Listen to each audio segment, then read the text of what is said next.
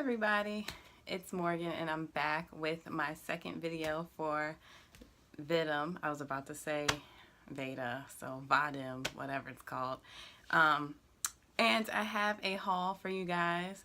So this is going to be my very last haul until further notice. So a few weeks ago, after I finished reading like They Can't Kill Us All or something like that, and around the time I bought these books, I came home and I just realized I have too many. If you can like see my shelf back there. I only have one bookshelf, so I basically I just don't have the room for books right now. So what I want to do is at least read 20 books before I buy any more. Try and save some money, maybe, because what happens is I end up spending it on other things. And overall, hopefully I'll read enough of the books. If I don't want to keep them, I'll be able to give more away, because I have been giving books away that I don't want. And I'll also feel better about buying new stuff since I have read at least 20 books. So far, so good. I read one. I read Mathis's book here on YouTube. He's Matt's Books and Bites. I read Confused Spice. Finished it yesterday. It was good. And I'll talk more about that later in the month. But yeah, I have about 12, 15 books here. And let's get into it. All right, so first one I picked up was Negroland by Margot Jefferson. It basically talks about her life growing up in an upper middle class black neighborhood. I think maybe between the 50s, 70s, something like that. She's an older woman, so she was kind of growing up during this time. I think her dad was a doctor, and it talks about yeah, she was upper class, but basically they still had to face racism, and how that went. I would also like to mention that a lot of these books I bought were in the remainder room at my job, which means they were already discounted, and then I got my my employee discount on them.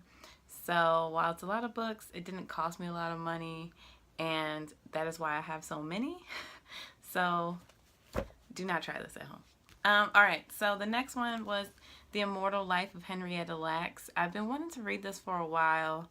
As you guys know, or probably familiar, Oprah's adaptation of this book came out on HBO, I think last weekend or maybe 2 weeks ago. I haven't seen it. I don't have HBO, and then I ran out of my free HBO Now trial when I had to catch up on Insecure by Issa Rae. So I haven't seen it yet. Hopefully eventually I will. This is about Henrietta Lacks. They took her cervical cells when she got diagnosed around with cervical cancer. She eventually died, but a lot of medical advancements were made from the cells they took from her without her permission. And her family, I don't know if they have been compensated yet, but they definitely weren't, especially around the time this first happened. A lot of people were upset. They said that the movie was under a white gaze, talking about, I'm guessing they're talking about Rebecca Skloot. She is the woman who wrote the book. And I'm like, duh, are y'all not familiar with the book? But, I'm not shocked. I mean, if Oprah took the book and basically turned it into a script, I'm totally not surprised that happened. And the next book is Ghetto Side by Jill Levoy. So this book is about, I don't want to say black on black crime because that term is controversial. It's about police stations or police units and mostly black or poor neighborhoods and why they have such a high crime rate. So part of this book is talking about the fact of that those type of police departments who do, have access to those neighborhoods and supposed to watch those neighborhoods and police those neighborhoods, they actually, her whole thing is about how those type of stations or departments, there you go, departments lack the money to actually put people in jail for these types of murders. So, like, of course, I don't want to say low priority murders, but I guess in their case they would be low priority murders, neighborhood murders. Um, a friend was telling me like a summary of it. It sounded good. I want to read it for myself and see if I actually believe the narrative, because there's two narratives going on. There's one that they want to solve these murders and they don't have enough money, or two, the reason they pull over so many people and they ticket and they pull a lot of people to the side while they're on their beat or doing their duties is because the lack of money, and they're trying to look for suspects at the same time. So I'm not sure if I believe that, but I also have not read this book, so we'll see. All right, so the next book is The Other Slavery, The Uncovered Story of Indian Enslavement in America. So I have not heard anything about the enslavement of indigenous Americans or indigenous peoples. Indigenous Americans. And I want to hear that story. I want to see, how far back their slavery predates people bringing African slaves to America, and see how, those kind of stories coexist. And this was pretty popular, I think, when it came out in hardback, but the paperback just came out, so I had to scoop it up. I probably won't read it soon, though, so I probably could have waited, like everything else. All right, so the next one is Arab of the Future 2. This is the memoir of Riyad Sattouf, the guy who wrote the book. It's a graphic memoir. I hauled last year the first one. I still have not read the first one, but since this one was also in the remainder room and the double discount, I count as a double discount, I had to pick it up. Dee Dee from Brown Girl Reading likes this series, so I trust that it'll be good. And this is another book that Dee Dee also talked about that I decided to get, which is A Brief History of 7 Killings by Marlon James. I think it is like a fictionalized version of like a Bob Marley, the death of Bob Marley, I think. And this was also a remainder, a lot cheaper than the hardback would be. And so I had to pick it up. I originally wanted to pick this up last fall when they had it as a remainder in the remainder room. Second guessed myself, came back, and it was gone. So this time it was back and I was getting my hands on it. And this book is heavy.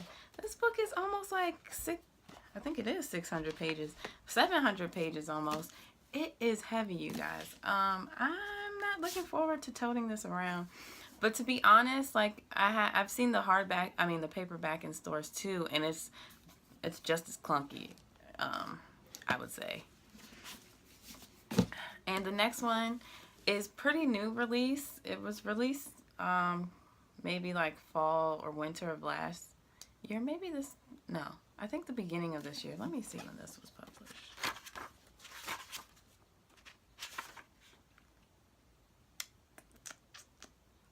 Let's see.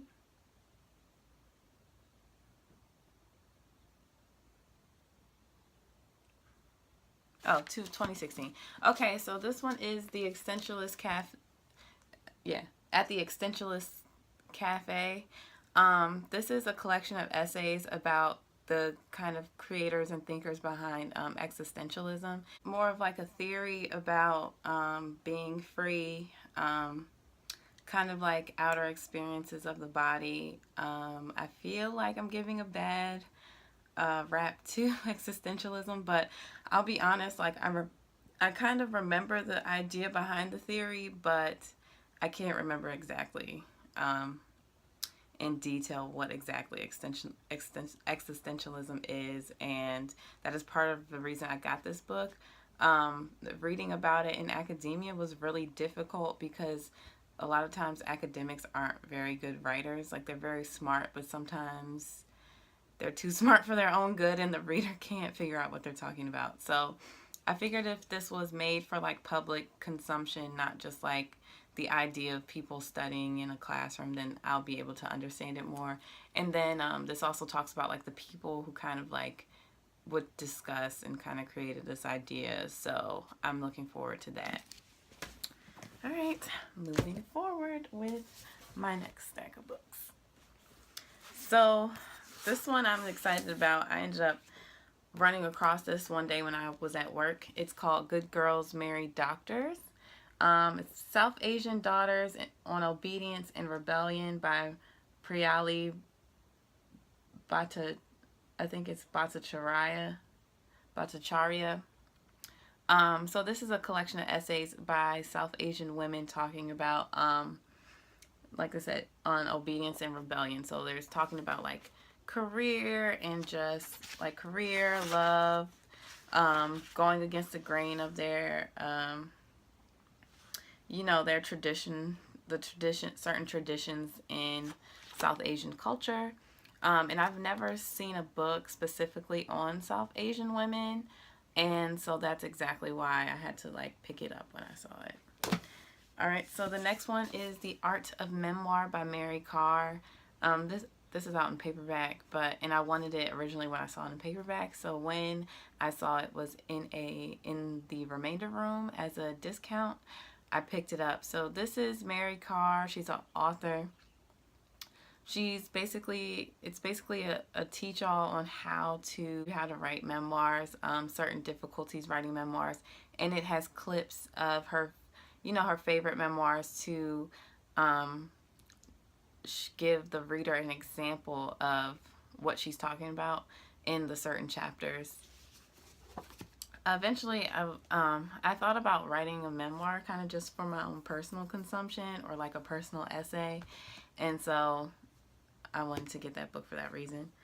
All right, so the next book on my list is The Engagement Game. The sun is great, but it's like blinking out the books, the glare. So this is The Engagement Game by Joy Marie Mackenzie. So the full title is The Engagement Game, Why I Said I Don't to Marriage and I Do to Me. So basically, she's also a black woman who wrote this. So what she was saying is that she had a great job, great career, great family, great friends, apartment, whatever. She also had a boyfriend. However, she was not married. So she started doing everything in her power to like show her then boyfriend, I don't know if they're still together, so I'm just going to say then boyfriend, that she was marriage material. And so she started doing things that were not natural to her or like within her character to try and win this engagement ring, you know. So I thought that was an interesting story to read, and she signed it. So I think they had an event where she came and signed it. So the next book I got as well as a discount, The Book of Unknown Americans. I know it's a story about immigrants by Christina Henriquez. I heard about it a little bit on YouTube. It's an older book. It's not that old, but it's definitely a few years old. I'm pretty sure it's made its rounds on YouTube. For some reason, I thought it was a book of short stories, but I think it's actually a novel. So when I saw it, I said, what the heck, I'll pick it up and give it a try. The next one is We Gonna Be Alright by Jeff Chang, Notes on Race and Resegregation. I'm actually not sure what this book is about, but I've heard it's good. It's very short and to the point, and it is $16 full price, so when I saw it on a discount, I had to pick it up. Because I wanted this book, but I was not about to pay that much for something that's this little. I'm just not doing it. All right, so the next one is Headscarves and Hymens, Why the Middle East Needs a Sexual Revolution by Mona Atalway.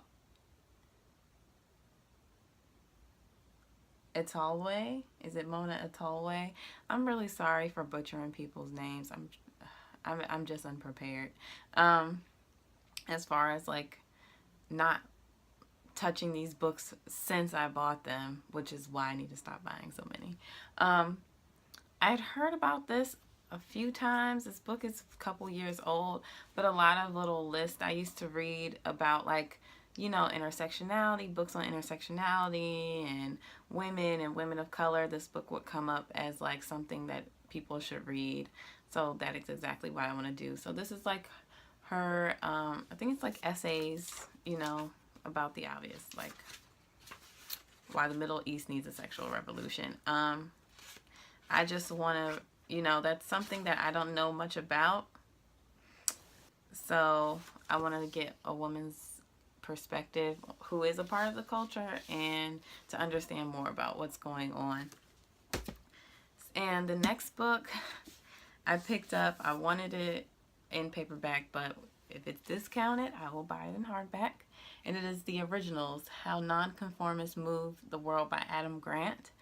So this is basically exactly what the title says. It's talking about how people who kind of like do their own thing or have their own ideas, why like conforming to what society says doesn't change much, and their kind of rebellion does, and how they're successful at doing that too. What ended up making me get this book is that Gucci Mane put it on his Instagram. So if Gucci Mane's reading it, I'm going to read it. So yeah, that was a no-brainer. And so the last book, and I think a lot of people will be excited about, when I went to work, I saw this and I immediately had to take it home with me. It is Fire, the Zora Neale Hurston story by Peter Bagge. So this is a graphic biography about Zora Neale Hurston. I have not looked up any reviews, and I say that because I saw that the graphic book novel version of the autobiography of Malcolm X got bad reviews here on Goodreads. I shouldn't say on YouTube, because I'm on YouTube but not Goodreads. On Goodreads, that one didn't get many good reviews. So I hope this one does. I don't think it's written by the same person either, but I'm just a little worried that it might not do enough justice to Zora Neale Hurston, and I hope it's not like too cartoony. Like, I think the illustrations are interesting.